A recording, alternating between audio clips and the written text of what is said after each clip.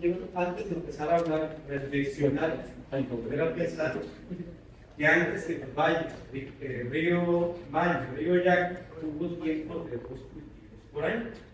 Se vivieron esos tiempos aquí, el agua ya estaba presente. Hubo tiempos donde también los ríos corrían todo el año. ¿Y qué ha pasado? Porque a veces dicen, no, es que tenemos una zona desértica. Pues depende de dónde lo veas. Ahora mismo sí, pero antes teníamos abundancia de agua. Vamos a ver cómo hemos desplazado esa agua en el tiempo. Y pues los herramientas para recuperar el sistema hídrico. Y para empezar, vamos a hablar de los ciclos del agua. Aquí hay dos ciclos del agua. Tenemos el ciclo del agua largo y el corto. Para hacerlo más dinámico, quiero preguntar si ya sabían que había dos ciclos del agua. Hacer los lados que ya sabían que había dos ciclos del agua. Okay. Vamos a desarrollar esto. Tenemos el ciclo del agua largo y el corto. Vamos a decirlo simplemente que es lluvia de afuera y lluvia de adentro.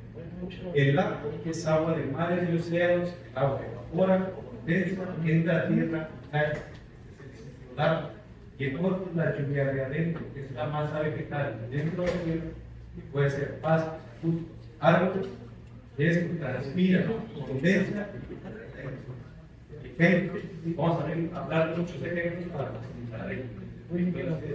Me gusta, entiendo yo mejor por ejemplos, pero ustedes también.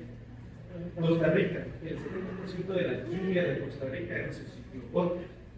Tiene tanta masa vegetal que los árboles transpiran, condensa y vuelve a caer. Digamos que es agua en circuito cerrado.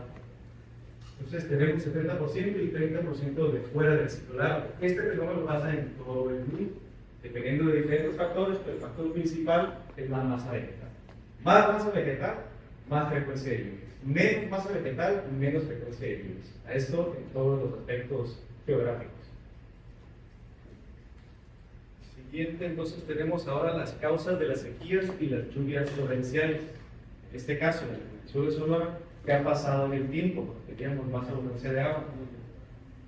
En el tiempo hemos evitado masa vegetal. ¿Qué pasa con esta masa vegetal? Estamos afectando directamente al ciclo corto del agua. La frecuencia de lluvias la estamos disminuyendo al quitar masa vegetal, en términos de transpiración. Pero no queda ahí. Cuando quitamos masa vegetal de una zona, también estamos diciendo que llueva menos de fuera. Porque en un espacio, es decir, de 5.000, 10.000, 50.000, 100.000 hectáreas, X número de hectáreas en espacio, cuando tenemos poca masa, poca transpiración. Cuando llegan los rayos del sol, el aire calienta. Ejemplo, la olla express. Tú la olla express metes, calienta, y lo que empuja la tapadera es el aire caliente. Lo mismo pasa en este fenómeno a cielo abierto. La masa de aire calienta y empuja.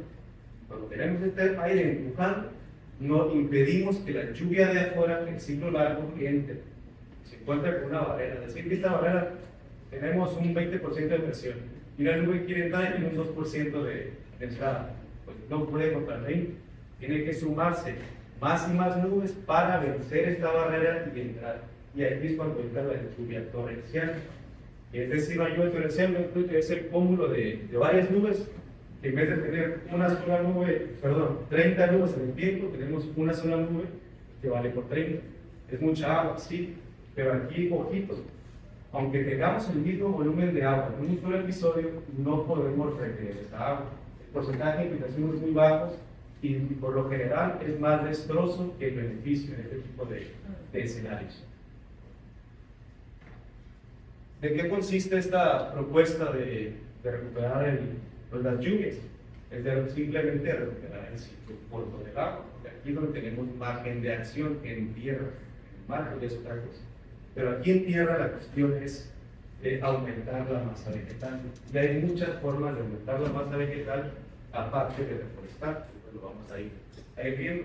¿Qué beneficios tenemos al aumentar la masa vegetal? Tenemos mayor frecuencia de lluvia, tenemos menor calor en la misma zona, beneficios para nosotros mismos, y mayor lluvia del ciclo largo del agua. Aquí también es importante mencionar que los árboles, por su propio mecanismo de defensa, liberan vapor de agua. Así como nosotros, nuestro sudor es para regular nuestra temperatura. Los árboles liberan vapor de agua para regular su temperatura. Entonces, Y aquí, aparte de soltar el vapor de agua, también liberan organismos higroscópicos. Estos organismos hacen la función de retener la humedad en el aire. Las bolsitas que tenemos en los closets para absorber la humedad, pues tienen la misma función.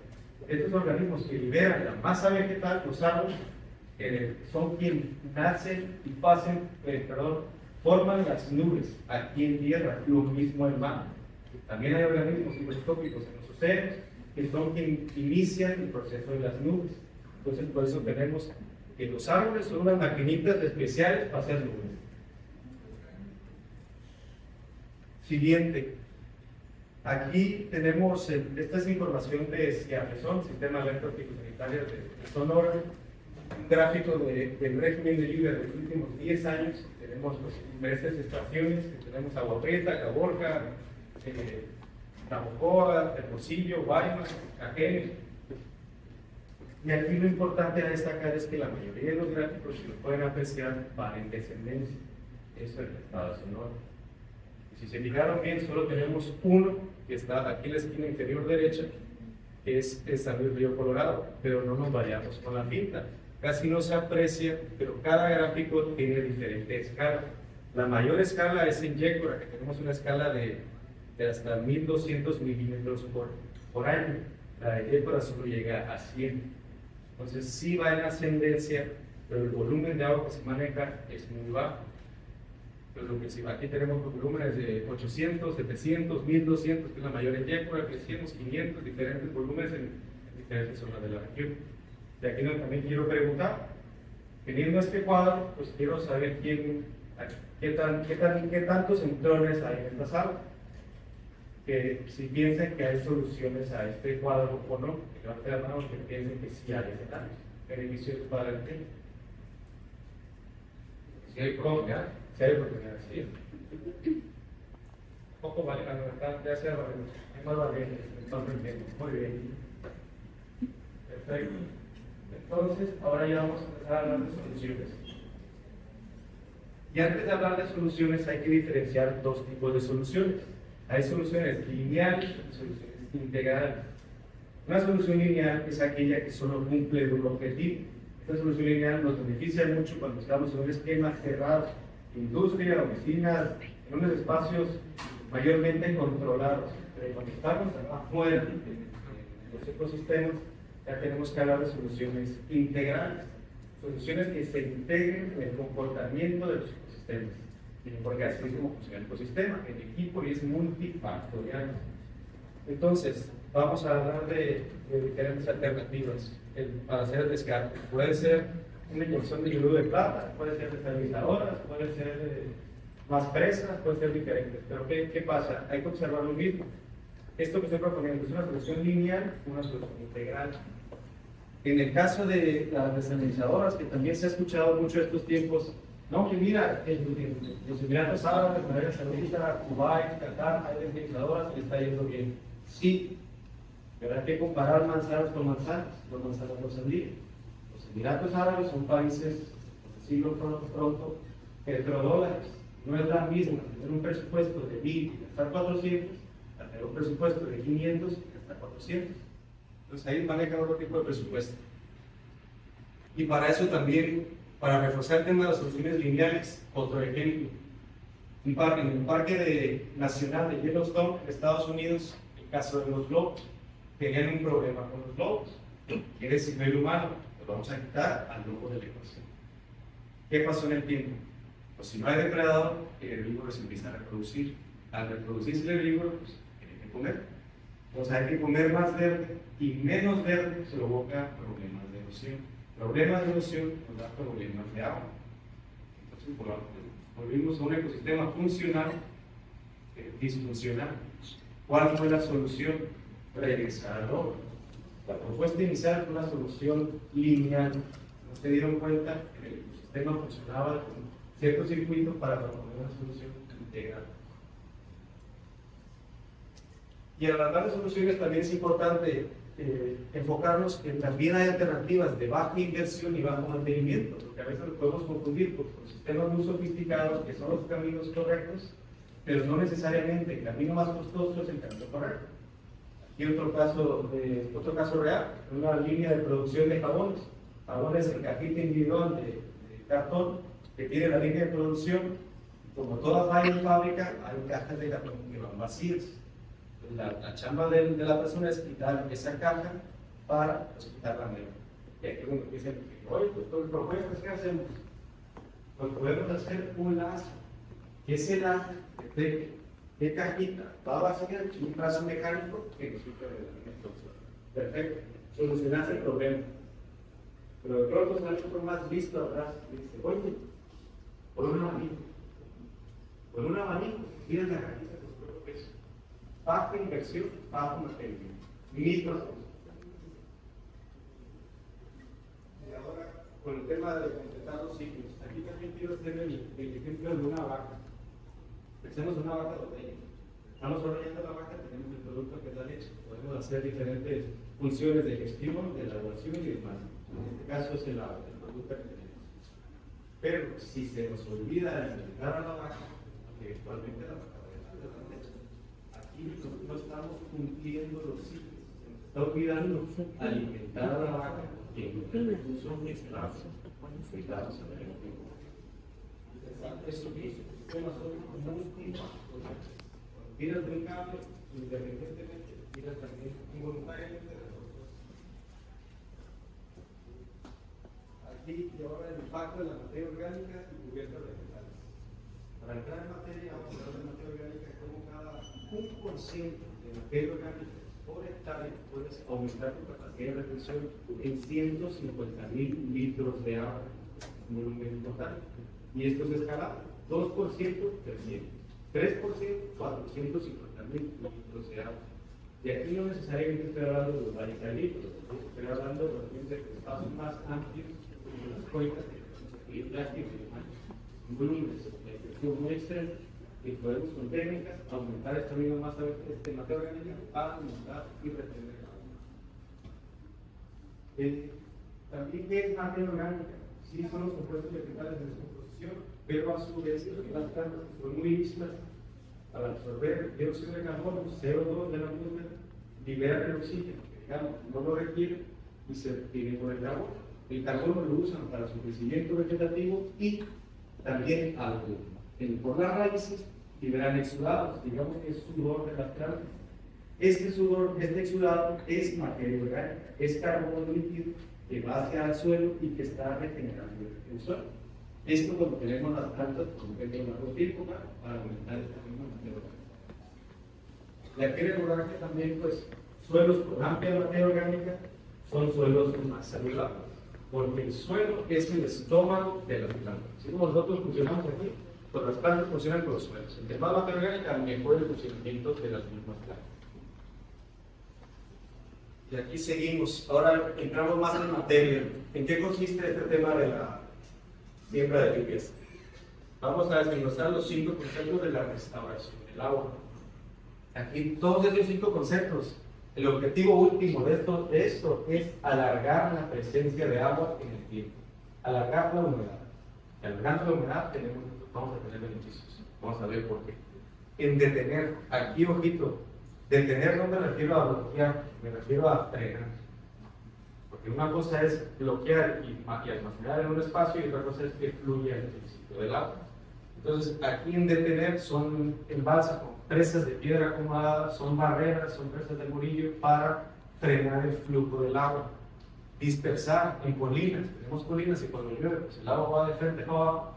¿Cómo podemos hacer surquerías hacia los laterales para que el agua, en vez de que baje así, todo hacia abajo, que camine hacia los laterales para aumentar la infiltración? Aquí en infiltrar, pues sí, con suelos compactados, pero también materia orgánica en cubiertos vegetales, porque estas son las que nos aumentan el suelo de esponja. Entre más materia orgánica y cubiertos vegetales, aumentamos nuestro perfil de esponja. La función de la esponja es absorber.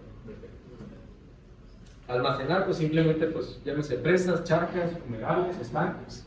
Y la limpieza es, aquí hablamos de los sedimentos, porque también en el tiempo pues hay sedimentos y cuando tenemos, digamos, una presa o un embalse, si no tenemos cuidado con bloques para estos sedimentos, vamos perdiendo profundidad y al perder profundidad perdemos volumen de almacenamiento.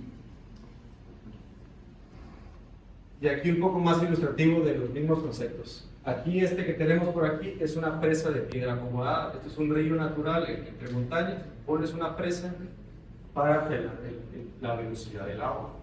Aquí pues borderos en laterales para también aumentar infiltración. Y aquí quiero hablar del concepto de bloque de montaña. Este concepto es que dentro de las montañas tenemos, como vemos, múltiples fragmentos. Hay fragmentos pequeños, medianos, grandes, de todos los tamaños. ¿Cuál es su función? Son ductos, son canales dentro de la montaña. Y la función es ralentizar el agua para aumentar la infiltración.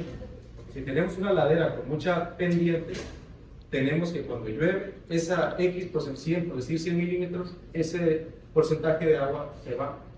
Y del 100% de la lluvia, también es importante destacar que alrededor del 70 y poco más por ciento se vuelve a evaporar. Un 20 y poco más por ciento va derecho para los mares y ríos, y solo alrededor del 6% se infiltra. Aquí está el agua en aumentar nuestra capacidad de infiltración. Aquí es donde está el secreto y podemos aumentar nuestra agua en el tiempo. Porque cuando hacemos este tipo de técnicas, digamos escalones, para frenar la velocidad del agua, aumentamos la infiltración y podemos lograr hasta un 30% más de infiltración. Esto ya se ha visto en cañadas, que son ríos naturales entre montañas. Hacen un programa intensivo de gaviones, de presa de piedra acomodada. En un solo evento de lluvia fuerte, llueve. Después de 6 meses sin llover, todavía seguimos haciendo el agua. Y también destacar, el agua no corría por encima. Aquí el agua llovió, infiltró. Y aquí el agua se puede pasear por un mes, 2 meses, 3 meses, X tiempo dentro de la montaña. Eventualmente vuelve a manar. Y cuando vuelve a manar, pues vuelve a correr. Y esa corrida de agua estamos alargando la humedad del tiempo y manteniendo espacios verdes. Aquí está la clave. Mantener espacios verdes, estamos teniendo más plantas que plantas, liberar vapor de agua, porque somos higroscópicos, estamos fabricando nubes. Bajando la presión atmosférica para tener nubes de dentro, lluvia de adentro y lluvia de afuera. Y aquí es como se ve el sistema completo. Aquí esto es un sistema funcional. Tenemos diferentes cuerpos de agua, tenemos múltiples fragmentos corriendo agua todo el tiempo en un circuito. El agua debe ser el ciclo. Es un activo que está circulando todo el tiempo. Y así debe ser. Ahora, ¿dónde está la propuesta? Las áreas a intervenir. El principal foco de atención son las cuencas, simple y sencillamente por su área. Aquí en Río Yaqui tenemos una cuenca bastante grande, alrededor de 74.000 kilómetros cuadrados, que es más de 7 millones de hectáreas. En Río Yaqui tenemos 14.000, que es casi 1,5 millones de hectáreas. En Río Yaqui sí llueve más, porque tiene un diferente ecosistema, pero el tema es que aquí está la para captar más agua, con diferentes técnicas de infiltración, diferentes técnicas de control de erosión para aumentar la humedad en el tiempo. Y volvemos a lo mismo, humedad en el tiempo, lluvia, también para captar. ¿Por qué es importante empezar aquí? Porque las cuencas es donde llueve más y no es la misma aumentar el 20% de, llámese, la zona de Yécora, donde tenemos unas precipitaciones de unos 800 milímetros al año. No es lo mismo 20% de 800 que 20% de 100. Aquí en los valles agrícolas tenemos precipitaciones de 70, 80, 100, 120, 150 milímetros al año. Entonces, por eso aquí hay más volumen en cuencas, por eso el interés en cuencas. Pero, otra vez, es parte del funcionamiento. Los valles también forman parte del ecosistema. Y aquí, número 2, ríos. Aquí los ríos son cuerpos de agua. Aquí dentro del valle pues, se ha decidido una estrategia de secar ríos para de cierta manera tener más volumen de agua para el sector agrícola, para el ganadero, diferentes sectores. Pero ¿qué pasa? Volvemos a las opciones integrales. Cuando secamos un río, estamos secando también verde, estamos quitando humedad en el ambiente. Esta misma humedad del ambiente, el beneficio es transpiración, higroscópicos, bajar presión atmosférica. Estamos impidiendo ese ciclo. Y hay que pensar en los ríos como maneras de inversión. Aquí al final, cuando cualquier empresa, cualquier negocio, si tú inviertes 100 porque quieres un retorno, quieres 120, 150, 200. Lo mismo de los ríos. Si tú le metes 100 litros, pues porque quieres 150 en retorno. Y así hay que ver a los cuerpos de agua. Son inversiones de agua en el tiempo, para que siga circulando el activo del agua. Ahora el casco urbano, bueno, perdón, el valle agrícola. Aquí en ambos valles tenemos alrededor de un poco más de 300,000 hectáreas, ya aquí en valle. Tenemos también un poco más de 3,000 kilómetros de trenes. Tenemos una buena superficie para un programa intensivo de reforestación para aumentar la masa vegetal. Hay otra aspiración, bajar la presión atmosférica, para que no entre lluvia de afuera. Y también, y bueno, hay caminos varios, hay muchos caminos que pueden ser potencial también para plantar árboles. Casco urbano, pues a todos nos agrada vivir en temperaturas un poco más bajas. Lo mismo, las plantas son quienes regulan los espacios, que nos van a ayudar a bajar las temperaturas en los mismos cascos urbanos. Y por último, la ganadería holística. Aquí la ganadería holística es imitar al comportamiento de los ya ecosistemas. La función de los depredadores en ecosistemas abiertos es pasear a los herbívoros, que se muevan, que no estén en un solo punto, para que no sobrepastoreen una sola área. La ganadería holística bajo el mismo giro. Hay que mover al ganado para que no sobrepastoree una zona y bajar la presencia de plantas en esa zona. Porque pastorear es bueno, sobrepastorear es el problema. Y ahora, árboles de interés. Cuando pensamos en un posible plan de reforestación masivo, también no podemos descuidar la diversidad del mismo, porque la fortaleza de un ecosistema cae directamente en su diversidad. Esto para evitar futuras plagas y enfermedades en tiempo, porque puede que nos libremos en unos 10, 15, 20 años, pero puede ser espacio a que se presten condiciones y que nos acaben con lo que hayamos trabajado. Entonces es vital la diversidad para hacer un ecosistema resiliente. Entonces, y ahora todo lo que les he contado pues está muy bonito y el papel todo lo puede. Pero ahora ya vamos a empezar a ver casos de éxito. Aquí es la parte más interesante de la presentación, donde aquí les voy a compartir pues, diferentes casos de éxito que han pasado en el globo y cómo han sobrellevado estos sistemas de sequía. El primero es en la India, el nombre de agua en la India. Este señor, con solo técnicas de infiltración, de retener, dispersar, almacenar y demás, ha aumentado el agua en la misma zona y ha recuperado el agua para más de 1,000 aldeas. Ha rehabilitado más de 250,000 pozos y echado a andar 11 ríos. Esto con técnicas de filtración y esto pues, también esto fue hace alrededor de 30 años. Este amigo tiene un premio Nobel. Y aquí lo interesante es que en esta zona geográfica de la India, la gente se fue. No había agua, fue a buscar bien por otra parte. El agua vuelve y la población vuelve. Aquí no tenemos que llegar a ese tipo de escenarios. Ya tenemos conocimientos, ya hay causas para evitar ese tipo de escenarios. Ahora, la Gran Muralla Verde. Ahora este es un programa, este sí es reforestación. El pasado era infiltración. En esta reforestación, China tiene un desierto, el desierto de Gong, que es más de la mitad del territorio nacional, 1.300,000 kilómetros cuadrados. Este desierto, como todos los desiertos, de no cuidarse, crece. China estaba perdiendo hectáreas agrícolas todos los años porque el desierto crecía en dimensión y las tormentas de arena paralizaban la ciudad. Entonces China dijo, oye, pues hay que hacer algo. De los 80 para acá, empezó con un programa intensivo de reforestación. Ha hecho cordones vegetales para basar el crecimiento del desierto. Ya de allá hacia acá ha plantado alrededor de 100 billones de árboles. Lleva una superficie similar a la de Chihuahua y Sonora juntas, si lo ponemos en algo.